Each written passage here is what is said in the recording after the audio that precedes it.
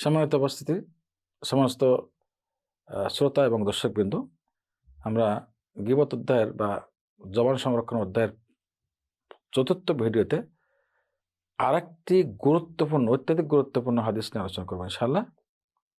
সহিহ বুখারী এবং সহিহ মুসলিমের বিশুদ্ধ হাদিস। সাহাল ইবনে সাআদ রাদিয়াল্লাহু তাআলা আনহু থেকে বর্ণিত, তিনি বলেন, রাসূলুল্লাহ সাল্লাল্লাহু আলাইহি ওয়াসাল্লাম বলেন, মান ইয়াযমান লি মা বাইনা লিহইয়াইহি ওয়া মা বাইনা রিজলাইহি আযমান লাহুল জান্নাহ। আল্লাহু আকবার। মুত্তাফাকুন আলাইহ।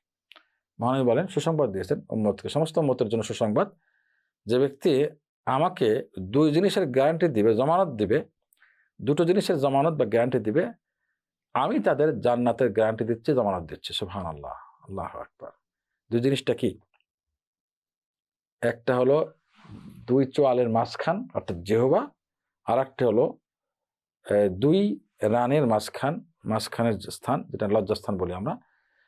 তার জিহ্বা এবং লজ্জাস্থানের সংরক্ষণের দায়িত্ব যে নিবে, আল্লাহ রাসূল বলেন, আমি তার জান্নাতের দায়িত্ব নিলাম। আল্লাহু আকবার।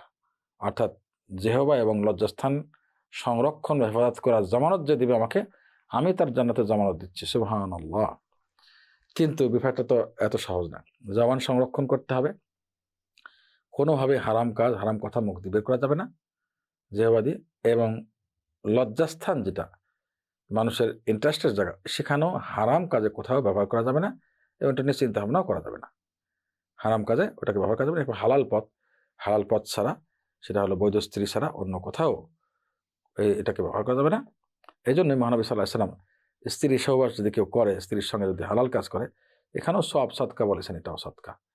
তো সাহাবারা জিজ্ঞেস করে, রাসূলুল্লাহ, এটা সদকা কেমনে হলো? যদি এটা সদকা কেমন? এটা তো নিজের চাহিদা পূরণ করা হচ্ছে। বলে, এই চাহিদা যদি হারাম কাজে পূরণ করতো, অন্য জায়গায় হারাম জায়গাতে পূরণ করতো, তাহলে গুনাহ হতো না? বলে, অবশ্যই হতো। তাহলে এই যে গুনাহ থেকে বাঁচছে, এটাই জন্য হালাল জায়গায় ব্যবহার করার কারণে সদকা সওয়াব হবে। সুবহানাল্লাহ। দেখুন, তাহলে ঐতিহ্য সংরক্ষণের জন্য বিবাহ করা, বৈধভাবে বিবাহ করে এটাকে হালাল জায়গায় ব্যবহার করা। আর ব্যবহার সামর্থ্য না থাকলে তাকে মহানবী সাল্লাল্লাহু আলাইহি ওয়াসাল্লাম বলেছেন, হে যুব সমাজ, তোমরা সামর্থ্যবানরা বিবাহ করো, আর সামর্থ্য না থাকলে রোজা রাখো, আর রোজা হলে তোমাদের কন্ট্রোল হবে। সুবহানাল্লাহ। তো এটা তাহলে রোজা রাখতে হবে। ফরজের সঙ্গে সুন্নত রোজা, যেগুলো প্রত্যেক সোমবার, বৃহস্পতিবার সুন্নত রোজাগুলো রাখুন, ইনশাআল্লাহ কন্ট্রোল হবে ইনশাআল্লাহ। সহজ কথা হচ্ছে, আমাদেরকে জিহ্বা এবং লজ্জাস্থান সংরক্ষণ করতে হবে। আর যদি কেউ করতে পারে ইনশাআল্লাহ, বা আমরা করতে পারি, তবে ইনশাআল্লাহ রাসূলুল্লাহ সাল্লাল্লাহু আলাইহি ওয়াসাল্লাম জান্নাতের জামানত দিচ্ছেন এবং দায়িত্ব নিচ্ছেন ইনশাআল্লাহ, নিবেন ইনশাআল্লাহ। আল্লাহ তাআলা আমাদের সবাইকে তৌফিক দান করুন। আমিন। আসসালামু আলাইকুম ওয়া রাহমাতুল্লাহি ওয়া বারাকাতুহু।